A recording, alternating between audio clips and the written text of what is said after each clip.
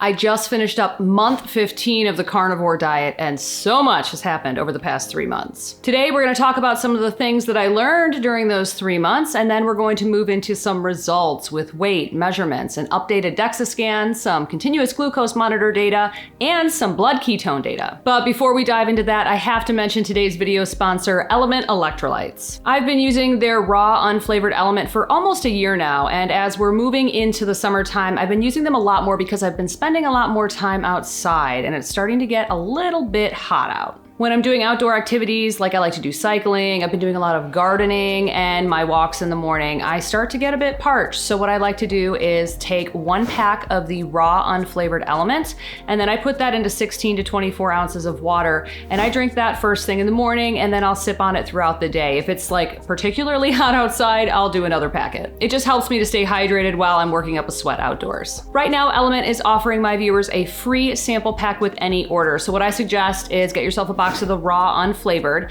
and then when you get your order, you'll get the free sample pack and you can try all of their flavors before you commit to a full box. So head over to drinkelement.com/Jenny Mitich, that's DRINKLMNT.com/Jenny Mitich, and get your free sample pack with any order today. This 3-month period was really interesting. January, February, and March of 2024. In January, we were down in Florida for 10 days to celebrate Orthodox Christmas with my husband's family, and then we headed over to the Metabolic Health Conference in Boca Raton, Florida. We had a great time. It was super fun. I was able to keep it pretty much full carnivore the entire trip, but if you have been watching my channel at all, you'll know that I like to have dinner by 4 p.m. at the latest, and just when you're hanging out with a bunch of other people, it's kind of hard to have dinner that early. So that was the one thing that I did a bit different that did slow my weight loss down in the month of January. The Metabolic Health Conference in Boca was really interesting. This was the first one I've ever been to. This is a low carb conference, and this particular conference focused in on type 1 diabetes. So the first 2 days of the conference was all about using low carb diets to manage type 1 diabetes. And I know a lot about type 2, but I didn't know so much about type 1. So it was really interesting to learn how people are using low carb diets to manage their type 1 diabetes. There were a lot of well-known doctors from the low carb space, Dr. Saiwas, Dr. Berg, Dr. Westman, Dr. Ovadia, tons more, lots of researchers and scientists. It was a really interesting conference. Moving into February, I had some kind of like vague illness the entire month. I was just super worn down, like extreme fatigue. And it wasn't just me, it was also my husband. At first, we thought maybe it was COVID or maybe long COVID, but we always tested negative. And then we were thinking, well, maybe it's just like depression symptoms. February is kind of a shit show in the Chicagoland area for weather. And while we did have a mild winter this year, it's still mostly gray skies. And that can make me feel a little bit down in the dumps. Then I was thinking maybe I had a vitamin C deficiency or an iron deficiency. Those two kind of go hand in hand. If you're deficient in vitamin C, you can become deficient in iron. I had my vitamin C tested, and it was a little bit low, but that was relative to the reference range that you get from, these blood tests. And those reference ranges are based on people that are eating a high carb diet. So was I actually low, or was I at an appropriate level for the diet that I'm consuming, which is a carnivore diet? So I supplemented with vitamin C and iron for a couple of weeks. Honestly, it didn't really do much. I didn't feel much better, but by the end of February, my fatigue kind of subsided a bit, enough to where I felt a little bit better. It was nothing like February going into March. I felt a lot better. But I don't know if that was related to just the weather improved or maybe the supplementation worked. I don't know. Who knows? Moving into March, I turned 40 in the month of March. My husband had an awesome surprise birthday party for me. That was so much fun. And then after that, he and I went for a nice couple of day trip to New Orleans. I'd never been there before, so that was also really cool. And then in the middle of March, we headed out to Las Vegas for the first annual Collaborative Science Conference put on by the Citizen Science Foundation.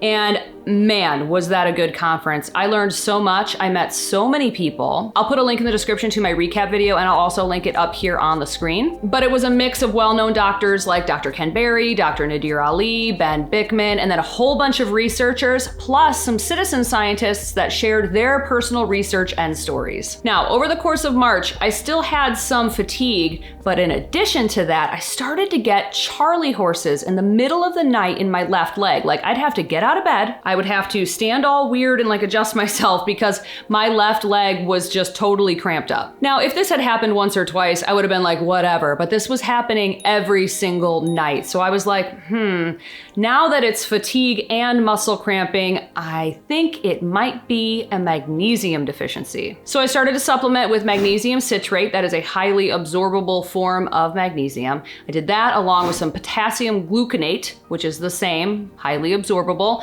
And within a few weeks, I started feeling a lot better fatigue-wise, and then probably within 3 to 4 weeks, the muscle cramping completely went away. But the question is, why was I deficient in magnesium and potassium in the first place? Shouldn't I have been getting enough from my carnivore diet? And in theory, the answer is yes, 100%. I should have been getting more than enough magnesium and potassium in the foods that I was consuming. Plus, I'm taking element electrolytes, and those have a little bit of magnesium and potassium in them as well. But there was something that was draining my magnesium. And when you don't have enough magnesium in your system, that interferes with the absorption of potassium. So what was that drain? Well, a little background. I have been supplementing with about 10,000 IUs of D3 and 100 mcgs of K2 since the beginning of fall. I did this because I wanted to keep my vitamin D levels high. Like I said, Chicagoland area, it's very gloomy around here in the wintertime, and I wanted to keep the levels as high as I could, and I've succeeded in that. My vitamin D is always in the high 50s, low 60s, so that's awesome. But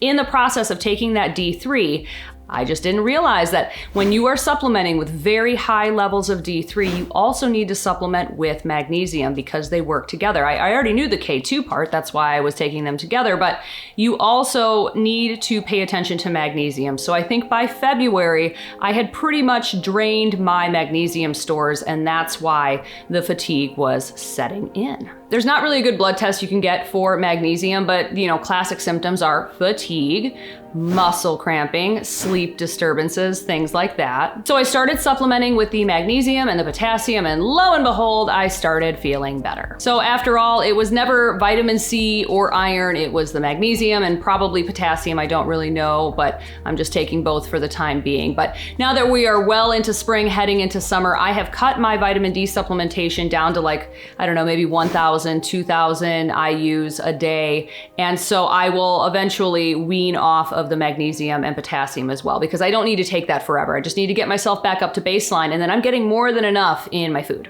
Very interesting, very puzzling. It took me a few months to figure it out, so hopefully you will watch this video and not have to spend that time figuring out if the same thing is happening to you. Just lesson, if you're taking D3, make sure you're taking magnesium as well. And I like to take my magnesium at night. I take my D3 in the morning, so you're not taking it at the same time. So the final update for this 3-month period is that we moved our groups off of Facebook and over to Circle. And man, am I loving this new platform. It is so easy to use. It is so much better than Facebook. And we are doing a brand new carnivore weight loss challenge. It's the Bridge to Summer Carnivore Weight Loss Challenge, running from April 1st until the end of May. And then we're starting a new one, a summer challenge, on June 1st. So if you need some accountability, some support, some community building, I'm gonna put a link in the description below where you can try out the Jenny Mitich Carnivore Community. You'll have access to weekly group Zoom calls, sharing recipes and meals, workout routines, answering questions, overcoming weight loss stalls, and so much more. Also on April 1st, I've made one-on-one coaching calls available to you. Sometimes it just takes a few little tweaks to get that carnivore weight loss moving in the right direction, and we can work on that together. You can schedule a call with me by clicking the link in the description of this video. So that was the last 3 months, lots of ups and downs, fun, travel, and loads of education. But now let's move into my results for the past 3 months. First off, we're gonna start with weight. I started off at 160.4 pounds,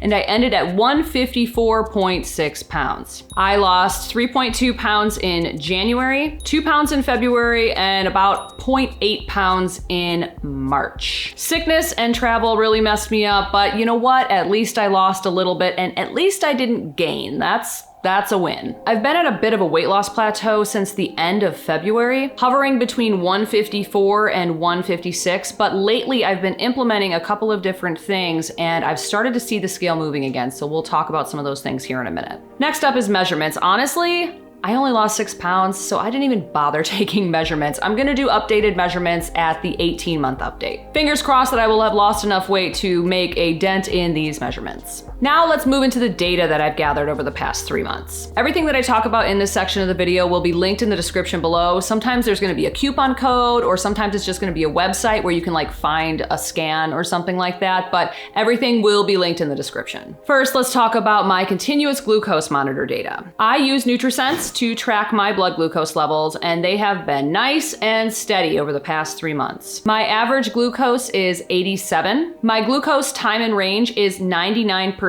and that 1% of time that I wasn't in range, my blood glucose had dropped to like 60 or 70 overnight, and I didn't experience like any kind of hypo symptoms. What that means is I didn't feel like lightheaded or any kind of like, I was sleeping. It didn't affect me at all. And I'm not diabetic. So for me, if it's dipping that way at night, it's not really that big of a deal. I'm not experiencing any symptoms, so it's not a negative. And that range that you are trying to go for, 70 to 140, that's just a range they came up with for everybody, but everybody's going to have their personal range. So seeing it in 60s and 70s overnight really isn't that big of a deal for me. Next up, my variability was 12. For this, you want to keep it under 15. That just means you're not having drastic spikes and dips all day long. For me, I'm eating a carnivore diet, so my blood sugar is super, super stable. You'll see if I have a cheat meal or something that has a lot of sugar in it because it'll spike. But honestly, the cool thing is now my spikes aren't anywhere as drastic as they were when I was eating a high carb diet. So who knew? But carnivore has been very helpful for keeping my blood glucose levels nice and stable. My sleep average is 82 and my morning average is 87. If you look at this graph, you're gonna see kind of a lot of spikes here going into the 90s and the 100s. That's called the dawn effect. And for me, I think a lot of that has to do with the fact that I am being woken up by a screaming child or both of the screaming children.